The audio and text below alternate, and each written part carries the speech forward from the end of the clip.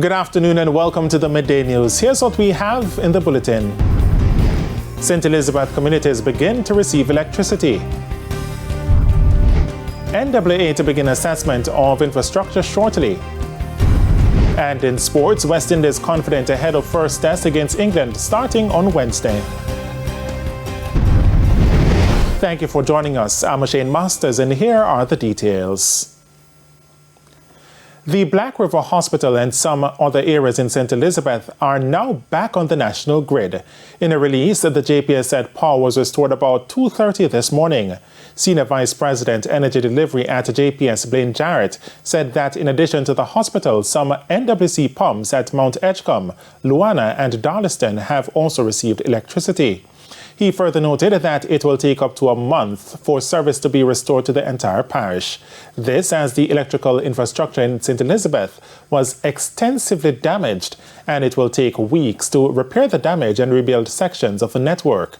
JPS says over the next few weeks, about 300 workers, a combination of JPS employees and contractors, will be deployed throughout the parish to conduct restoration work.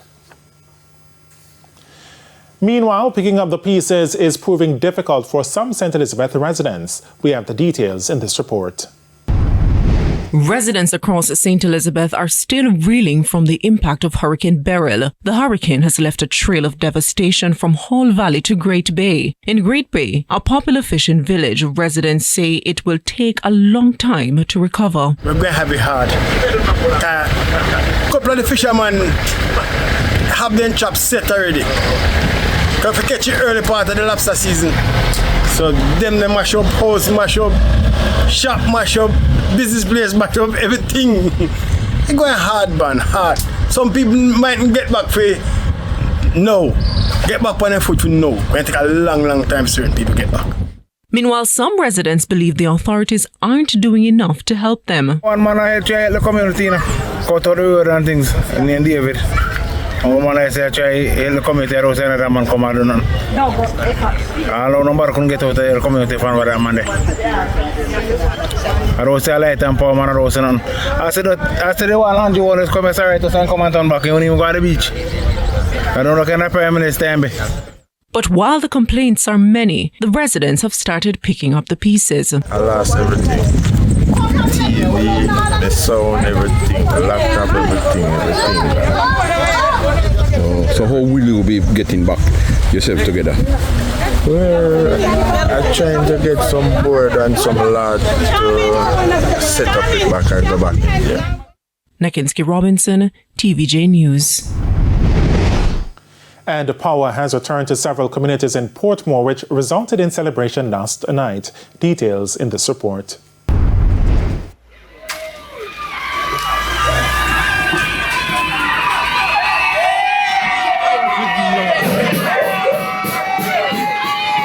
Jubilation in the streets of Greater Portmore. This after electricity was returned after 6 days. The people hugged each other and even JPS crews as their torment without light was finally over.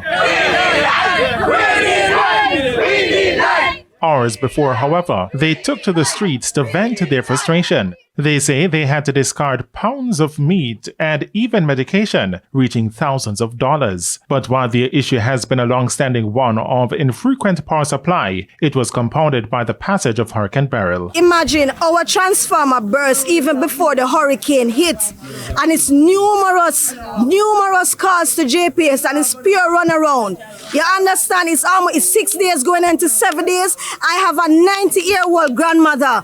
My neighbor is 90-year-old and this is foolishness. The place is hot. The mosquito, them are near me up. We have newborn babies in our scheme and it cannot carry on like this. The high drops where if you keep in a fridge, it have to throw away. That thing there is always been flicking off. Little breeze blow and it just flick down so. And I just start them for half, just come push it up. And them not recognize me. All the surroundings get light and we don't get the light. No man, that is unfair, man.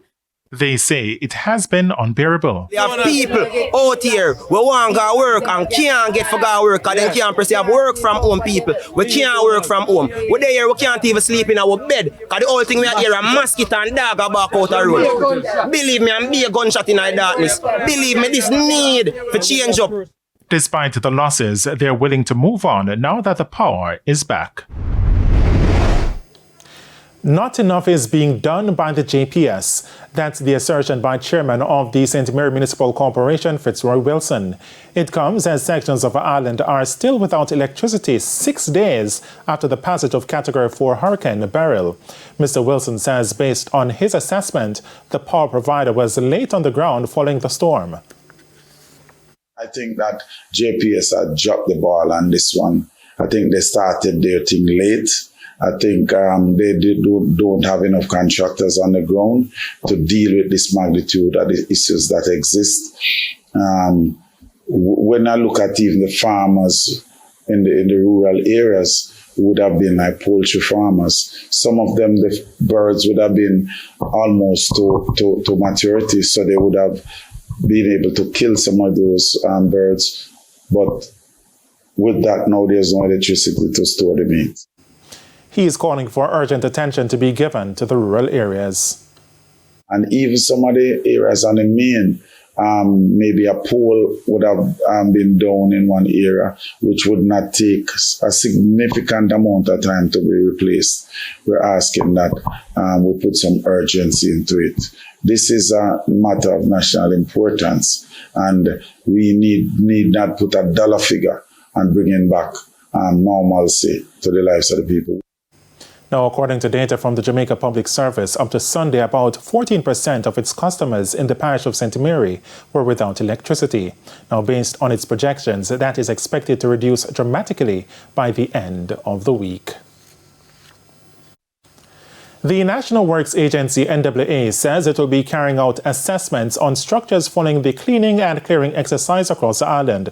With several areas still without power, Communications Manager Stephen Shaw wants motorists to exercise caution at intersections. Kalisha Williams reports.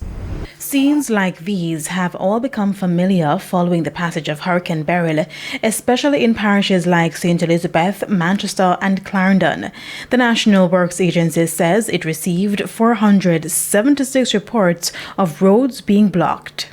Happily, we have been able to clear some 95% of those roads to either single lane or they have been fully reopened. We have a few that remain impassable, and we are working to have those treated with as quickly as is humanly possible. Communications Manager Stephen Shaw says some roads, however, remain impassable in Hanover, Clarendon and St. Andrew. The NWA says it's mindful of the impact Hurricane Beryl had on structures. As such, following the cleaning and clearing exercises, an assessment will be carried out. We'll be inspecting our bridges to ensure that there isn't anything that is not visible to persons just passing by. The abutments, we have to make sure that they are assured. The piers, we have to check on them as well to see whether or not there was any damage, and where we determine that something might have happened, we'll certainly treat with those situations and treat with them as a matter of urgency. Meanwhile, sections of the island remain without power at this time, and so there are concerns about intersections with stoplights. The Jamaica Public Service is working to restore power, but until then, we have to use the road code as your guide. So your intersection, the first to reach, should be the first to go through, second, third, fourth, and so on. And you use all your senses. You look and you listen before you move. Kalisha Williams, TVJ News. And it's time for a break here on the Midday News, but stay with us. More stories when we return.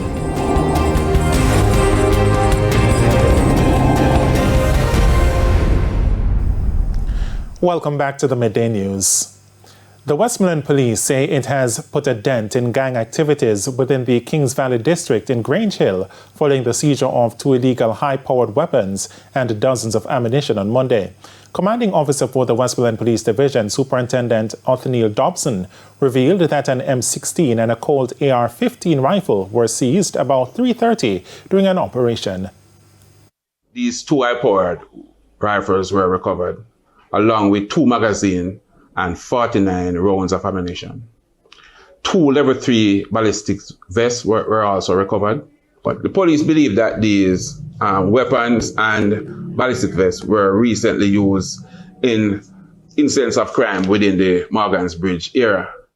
He's appealing to the public to assist the police in their efforts to seize illegal firearms and improve community safety. The Westmoreland police continues to work assiduously targeting gangs, gangsters and wanted men in an effort to make the Westmoreland division a safer place. The Jamaican government has gone rogue, the view of one attorney, as she continues to fight for Haitian asylum seekers to get due process when they turn up in Jamaica. Melania Lane is also not pleased that the group Freedom Imaginaries was not given a proper chance to intervene when the caregivers of orphans were recently deported. More in this TVJ News follow-up from Kerry Simpson. The UN Refugee Agency has called for a moratorium on the forced return of Haitians to Haiti because the situation is cataclysmic. Founder of Freedom Imaginaries, Melania Lane, reminding the Jamaican government of the United Nations position regarding Haitian asylum seekers. But for her, it's not just international partners who want Jamaica and other nations to stop deporting Haitians back to their war-torn country.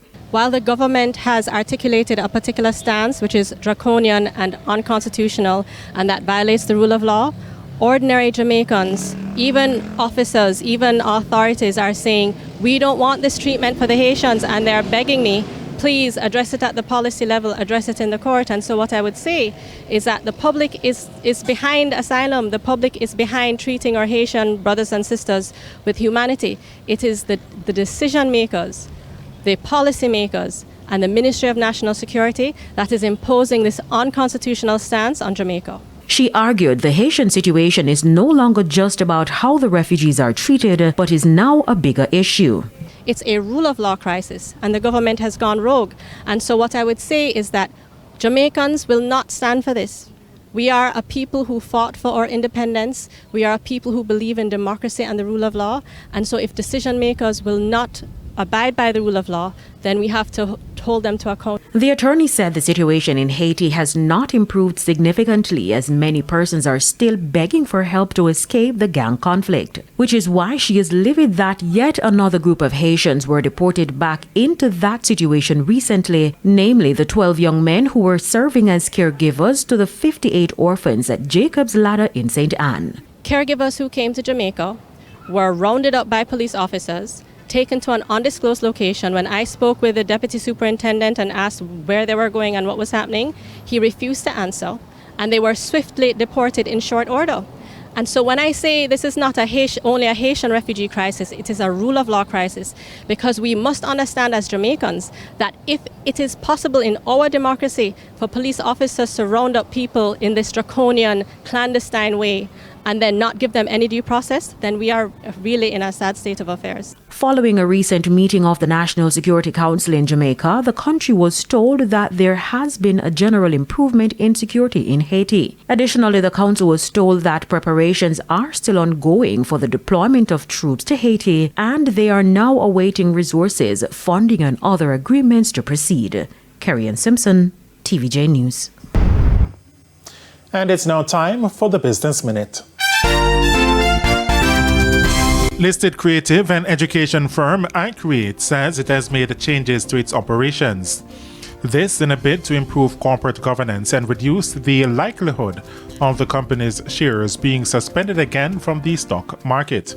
iCreate Limited, which resumed trading on June 19, was suspended on January 18 as it failed to make mandatory submissions based on the Jamaica Stock Exchange JSE's rules.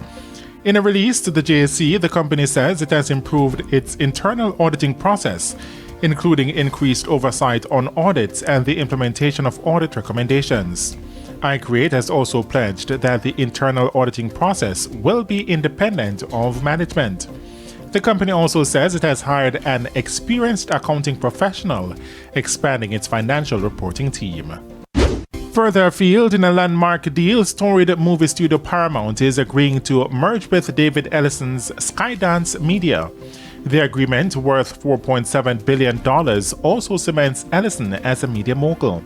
Once the sale is approved by regulators, Skydance would acquire Redstone's majority stake in National Amusements Holding Company. That in turn would result in control of the Paramount empire, which includes a number of cable channels including Nickelodeon, Comedy Central, and MTV. And that's it for the Business Minute.